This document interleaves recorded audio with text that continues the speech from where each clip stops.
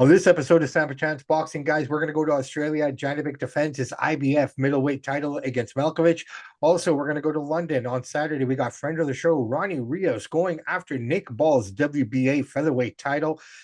All this and so much more. Devin Haney suing Ryan Garcia on this episode of Samp&Chance Boxing. So strap in and thank you for letting us into your ear.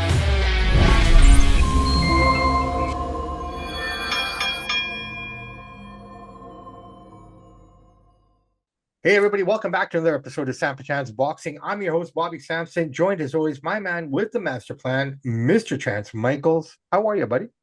Good, good. How about yourself? Can't complain. Baseball playoffs have started. Exciting time. Beautiful, beautiful, beautiful. Yeah, Who do you got? Who do you got? it's so hard to say, but there's always those teams that sneak through. No, your If I had to team. put So, my like, money who are down you right now, supporting? I'm probably going to say Yankees versus Padres. Um, and just saying that, who knows? Detroit could get hot. You could see a team like Philly get through. The big money is Yankees versus Dodgers. That's what everybody wants to see. The league wants to see the ratings be through the roof. But right now, I'm saying Yankees Padres. Well, that's an interesting pick, man. I mean, I'm not, I didn't know the Padres were that. I know they're good. I didn't think they were that good. Well, Michael King pitched yesterday against the Braves. He had 12 strikeouts. They didn't Fair get enough. one run. They just made him. So who knows? So Fair one enough. team gets hot and away they go. Fair enough, man. All right, I'm going with Detroit. I'm gonna go with a team that hasn't won it in a long time, and just I kind of I think American League. I'm gonna put my money on Detroit, and National League's always hard for me because of the Cubs. I can never Mm-hmm. go with the Brewers or anything. Atlanta's been there a lot, so it's just not it's I something think that Atlanta's done. I'm They excited have too for. many injuries, and they just played 3 games in 2 days. Yeah. They had that But series against the Mets, right? So, yeah, and I doubleheader. think in the National League, I think I'm gonna go with the Mets. So I've said it. Could be. They won yesterday, eight Go four. with So the New York team, man. So yeah, playoff season is in full effect. Hockey season is just around the corner, yeah, so that's an exciting time there too.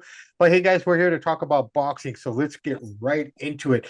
Why don't we take our passports and travel over to Australia, Mr. Michaels, and talk about the Janibek Malkovich fight that's happening this Friday in Australia, top ranked card. Everyone's saying this is just going to be an easy fight for Janibek. He's just going to walk through him. That is Malkovich. I kind of see it. Your thoughts? well, according to the odds in Vegas, Janibek is supposed to have a cakewalk. They're both undefeated. So I mean, anything can happen out there. But I mean, this is Janibek. I see him. I don't know if I can finish him though because Malkovich is no joke. I mean, sorry. Janibek. Yeah, Janibek is no like. I think he's gonna finish him. Yeah. I don't. Yeah, I it's think it's gonna be. going to I'm be. thinking like round 6, round 7. But that Yeah. almost seems too good to be true. I can almost see a decision going on here. It's going to be a good fight. Both guys are undefeated. There is definitely a different levels of talent here. Janibek is more skilled, obviously, Yeah. but I think he can finish him later in the rounds. But it's not going to be a cakewalk. No, I don't think it's going to be a cakewalk, but I think he's going to control most of the fight. I don't think it's going to be one-sided, but I think the longer it goes, it just goes more and more into his favor. That is Mm, Janibek's, in my opinion. Malkovich does have the home crowd behind him. Janibek is fighting, against him, against his own fans. And, my only concern here, I think Janibek has to finish him to make this conclusive, only for the fact if yeah, he does get into the judges' cards. And as we've seen this year, some horrible, horrible decisions have been handed out. And, I think yeah. some of You these, don't want to leave in the judges' hands on this one if you're Janibek. no, Absolutely not. right? And so that's the thing. So I mean, Janibek, I think, is just going to come out guns a blazing here, man. Yeah, Trying to it's get a 12 the round fight, right? So I mean, I'm thinking round 6, round 7, Janibek can get him out of there. But you never know. I wouldn't be surprised also if this goes to decision, and that's what Janibek doesn't want because with these judges, you don't know what you're going to get. So well, that's it. That's it. And like Top Rank is really pushing to make him a star, but I think he needs to fight some bigger names if that's the case. Now, are these guys avoiding him, or are they just kind of like it's a tough no, call, I but don't think anybody's avoiding him. He just doesn't have a big enough name to draw a lot of money yet, right? So he this is needs going to to be a come over stepping stone here, for him. Yeah, right? he And needs to then make a name. and the sad part about this fight, unfortunately, it's in Australia, right? So you're not really going to get a lot of people on this side of the world really paying attention to it. So we might get it's like Inoue, right? Like I mean, as great as he is, until he comes to America Mm-hmm. or Europe, even if he comes to the UK, Yeah, like he has to leave Japan. and Janibek needs to fight in the States, right? So I mean, until those kind of things happen, it's going to be hard to kind of put a star on this guy. Yeah, yeah. I got Janibek. I say round 7. He gets him out.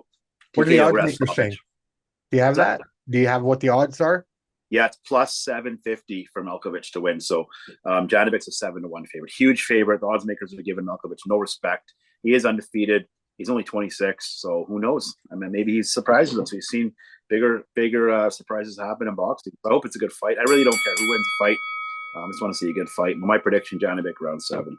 Yeah, yeah, and I'll go with that as well. I'll agree with you there. I think the only thing that could cost him in this fight is if he comes out too aggressively, too loose, and not paying attention to it. Because I mean, in his interviews, he said that this is going to be a one-sided fight, blah blah blah.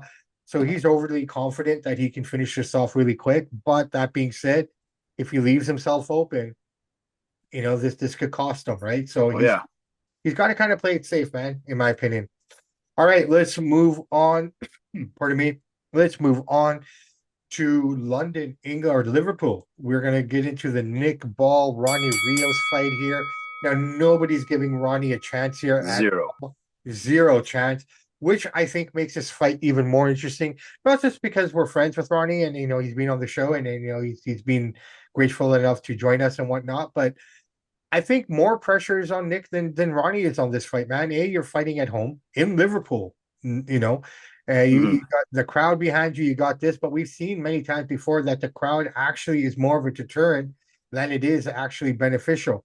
Like in fight week, he's got all his fans, his family, everyone around him, this and that. So I think there's a lot more pressure on him. And Ronny, when we talked to him, he talked about it. He said, "I've already lost. I've already experienced the worst." So I think you're going to get a very tense Nick Ball in this fight, and kind of looser, just a looser looking Ronny Rios. Now, I'm not saying that Ronny will win. I want Ronny to win, to be honest. Yeah. I mean, I just, that's just, maybe it's bias on my side, but I just feel that Ronny can pull off an upset here, man, because I mean, he's got the longer reach. Nick, he's like a pit bull, right? He comes in. Nick's only 5'2", Ronny's 5'7", so he's a big height and size advantage. He's got the height advantage. If he can manage him that way and keep him at bay with the jab and this and that, I mean, I think he stands a chance here. I mean, Nick is very aggressive. He comes in hard and he tries to, get you, very up and close, right? So, and he has that power. So, if Ronny can weather that storm, in my opinion, I feel that he has a chance here. I mean, I know it's all against him, but I think there's no pressure on him, and I think that's probably the best way to fight in some cases. Well, the odds makers totally disagree with you because Nick Ball is a massive favorite at 13-1. So the people that don't know what that means, you have to put down $1,300 to win $100, which nobody's going to do if you're going to bet Nick Ball. You want to put down $100 and Ronny wins, you win $1,300. So if you're going to make a bet, you got to put it on Ronny. I mean, I want him to win too. He's a great guy. He's a friend of the show. He sees calm. He's into it. He's focused hard. He's training hard. But at the end of the day, Nick Ball is just too skilled. He's too skilled. He's quicker. He's stronger. He's a better fighter. He has better angles. Yeah. I want Ronny to win, but he's not going to win this fight. This is the reality of it. I hope he does. He's got the size. He's got to use his size. He's got great cardio, Ronny, but he's just not quite. This is the biggest fight he's had in a long time, maybe his biggest fight ever. He's taking it serious, but this is, and so is Nick Ball. Nick doesn't want to get that one loss from Ronny Rios, and Ronny has way more fights. Ronny's 34-4. He's at 38 fights. Ball's only at 20. At the end of the day, he's outmatched. He's outskilled. And I hate to say this, Ronny, but Nick Ball's going to take this fight. And I see Nick Ball getting him out of there by round 8, round 9. I don't think it'll be much trouble for Nick at all. Ronny will give him a little flurry here and there, but overall, it's going to be a dominant performance from Nick Ball. And I hope I'm 100% dead wrong. But Nick easily wins this fight. Round 8, round 9, he gets Ronny out of there. I got to be impartial and calling it. I hate to say it because I like Ronny. And I hope I'm wrong. And I hope I look like a fool and Ronny whoops his butt. Yeah. No, fair play, man. We're having a problem with the clock here, but the round is ended. But yeah, you know what? I'll be honest, man. I mean, I'm not saying that you're wrong in what you're saying here. Oh man, we're having problems here with this clock here. Just give me a second. This is what happens when we do something live here, guys. So just bear with me here as we stop that. There we go. We are back in business, brother, man. All right. Yeah, no, I mean, I'm not going to disagree with you. I think you're right, but I just feel like just based on past fights that we've seen, who's the Scottish guy there, the 140 guy. He was undisputed. Um, I don't know what fight you're talking about. well, I can't remember his name right now, but he was undisputed and he had that fight in Scotland against Lee Woods or something, and he totally got the shit kicked out of him, but he still won because of the judges' scorecards. Mm, And then Tiafimo beat him as well recently. mm. I can't remember his name right now. I apologize for that, guys and gals. But yeah, I just think that Ronnie has a chance here. I mean, people are, just like I think there's a lot more pressure on Nick on this than any other fight that he's had, only for the fact that he's fighting at home, right? And I You know, hate to say this, and because Ronnie is a friend of the show and he's a great guy, they're throwing Ronny Rios in there because they think they're going to be able to walk all over and beat the crap out of him, knock him out, and yeah, pad Nick Ball's yeah, record. and you know what? And you know what? That's more That's the motivation for reality of it. him. And that's more motivation for him, right? So, Mm. and that's the beauty of boxing. Like, yeah, we think we know, like, I mean, let's just go back a And couple. by the way, you're talking about Josh Taylor. Yeah. Josh Taylor, thank you. Josh Taylor, like, I mean, like Katie Taylor too. Josh Taylor, Katie Mm. Taylor, both of them fumbled the ball when they finally got that fight at home, right? And I don't know if you can throw Kambosos in there as well when he fought Devin Haney. That was just a different kind of caliber guy. But I mean, ultimately, I've not seen many boxers in recent history, be as dominant as they've been in other fights when they finally get that home crowd advantage. We'll So find out. I don't know if this is going to be the case here, but we have to take that into account. And let's just go back a couple of weeks ago. No one thought Daniel Dubois would have done what he did to Joshua.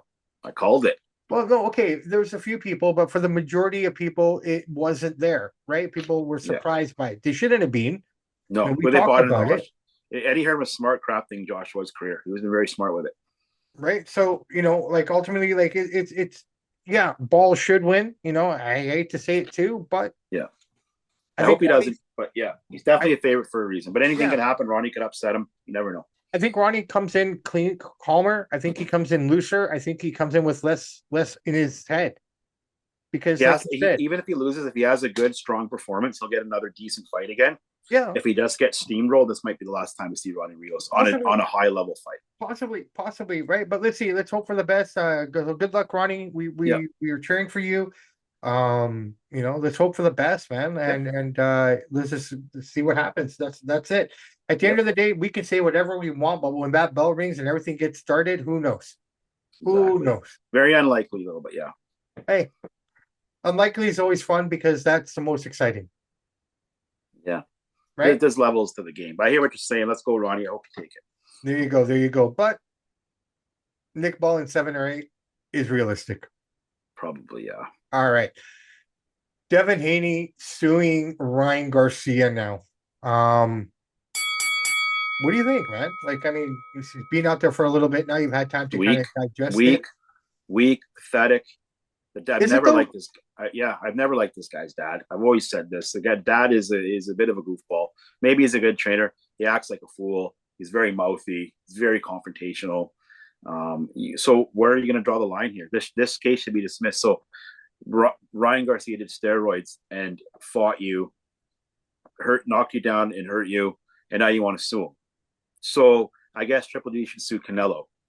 Where does this end? Where are we going to end? You can't. You Well, can't. I mean, let's look at both It's sides here. What you're ridiculous. like, it's stupid from the fact that you signed up for a fight, blah blah blah. But I think the element here is that he was on steroids, and But lots of guys have been on steroids and no, beat I people get up. it, but no So, one's ever taken a step like this, right? So this might, if it goes through and this actually happens, what's it going to say for boxing then overall? Like, what kind of stand are they going to take nothing against will happen criminally. things? You just sue him civilly and make some money off him. Some money No, grab. right. I'm not talking about it from that perspective. Like, I'm looking at it more of the side because there are people out there who say, yeah, this is great because now we're going to be able to kind of, squash some of this kind of steroid use in boxing and what.